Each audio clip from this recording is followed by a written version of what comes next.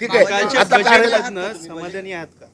मी कालच्या बजेटच्या बाबतीत समाधानी एवढ्यासाठी आहे की भारतामध्ये मानवजात वाचवण्यासाठी आता जे प्रयत्न सुरू करण्याची गरज आहे, या सगळ्या प्रयत्नामध्ये महाराष्ट्र हा एकमेव देश आहे.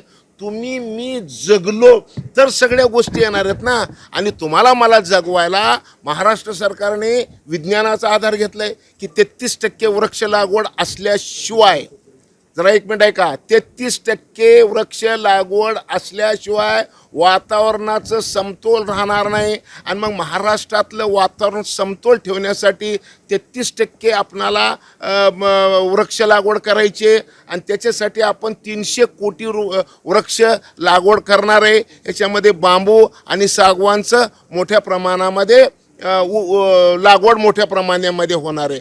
आणि मग ही दिशा जी चालू आहे, ही दिशा देशात जगात कुठे दिसत नाही, असा आपला महाराष्ट्र आहे. तेवढं होईल. पण आता तुम्ही कृषी मूल्य आयोगाचे अध्यक्ष आहात. आज हळदीची अवस्था बघा, युद्ध सुरू झाल्यामुळं सगळे रेट पडलेले आहेत. निर्यात ठप्प आहे आपली. 500 कंटेनर तिथं JNPT पडून आहेत.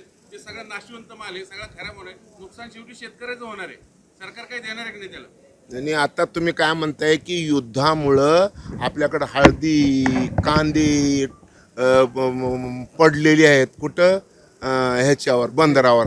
अरे जगभरामध्ये लोक मरले, त्याचं बी आपण काहीतरी युद्ध म्हणजे असंच असतंय. कोण मरतंय, आपले तर खिशाचं नुकसान आहे, पण बाकीच्या लोकांचं तर जीवाचं नुकसान आहे ना. पेट्रोल डिझेल सुद्धा भेटणार नाही अशी हो ना, होणारच ना. भारतामध्ये मोदी साहेब काय करतील त्याच्यासाठी? प्रश्नच नाही. अहो त्याच्यासाठी मी काय म्हणतो, ऐकून घ्या. एक नाही नीट ऐका जरा, 1 मिनिट ऐका जरा. आपल्या देशाला 2 बिलियन बॅरल इंधनाची गरज आहे.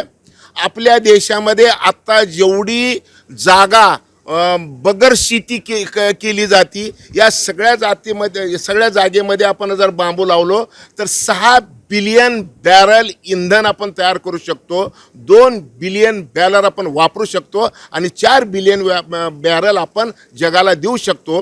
का तर ह्याच्या पुढे काय सांगितले, 2015ला पॅरिसमध्ये IPCC म्हणजे inter governmental panel on climate change या संस्थेने 2015मध्ये सांगितलं की आता इंधन कुठलं जमिनीच्या पोटातलं इंधन जाळायचं बंद करावं लागणार आहे.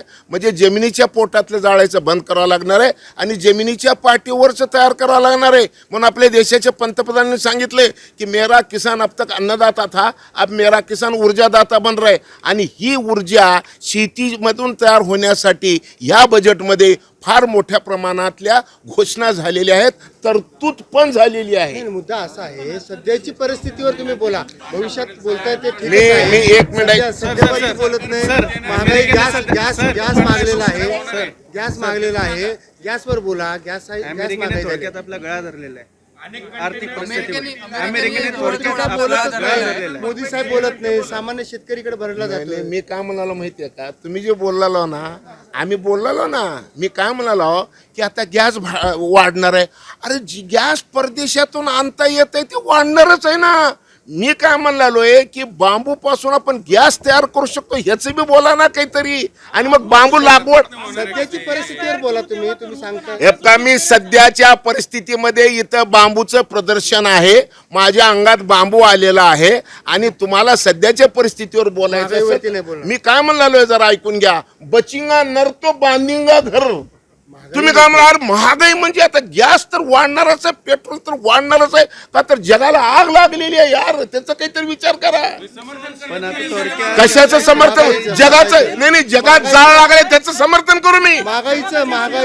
मी महागाईचं समर्थन करणार नाही. जगाला जाळ लागलेलं आहे, महागाई वाढणार, ही सूर्यप्रकाशा इतकं सत्य आहे.